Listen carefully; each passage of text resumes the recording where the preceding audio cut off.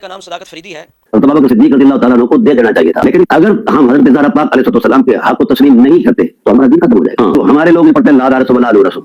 میں سمجھتا ہوں یہ محل نظر ہے، یہ بہانہ بناتے ہیں. لا رسول اللہ کا تعلق اس کے ساتھ کیا ہے؟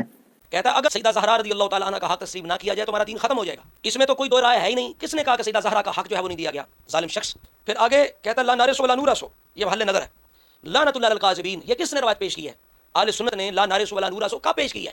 اہل سنت کی کس معتبر کتاب کے اندر یہ روایت ہے؟ کہتا ہے یہ کاظمی سید تجھے چیلنج کر رہا ہے، کیوں اپنے آپ کو برباد کر رہے ہو؟ ادھر اصول کافی کے اندر امام جعفر صادق کی زبان سے موجود ہے کہ ہمارے انبیاء کے یہ درم و دینار کے وارث نہیں ہوتے، دنیاوی مال کے وارث نہیں ہوتے، بلکہ وہ علم و حکمت کے کتاب و سنت کے وارث ہوتے ہیں. بھئی ابو بکر صدیق نے یہ کب کہا حق نہیں ملے گا آپ کو، جو ملتا تھا وہ نہیں ملے گا؟ یہ دیکھو بخاری شریف کی حدیث ہے 3712 نمبر کہ جب یہ مطالبہ کیا گیا نا، چونکہ سیدہ زہرا نے بطور وراثت مطالبہ کیا ہے، تو ابو بکر صدیق نے اس لیے یہ حدیث سنائی ہے کہ اگر بطور وراثت مانگ رہی ہیں تو پھر رسول اللہ کا یہ فرمان ہے. باقی جو پہلا حق ہے آپ کا تو پھر آپ کو وہ حصہ ملتا رہے گا جو سروے کائنات سے ملتا تھا.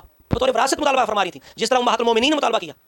ڈنڈی کیوں مارتے ہو؟ صرف یہ الفاظ لیتے ہو کہ ناراض ہو گئی، کلام نہیں کیا، صرف یہ تمہیں چیزیں نظر آ رہی ہیں. زوری کا ادراج نظر آتا ہے، جو اصل الفاظ ابو بکر صدیق کا جواب نظر کیوں نہیں آتا؟ ہاں لیکن آل محمد، حضور کا خاندان، حضور کے ازواج، حضور کی بیٹیاں وہ اس مال سے کھائیں گے.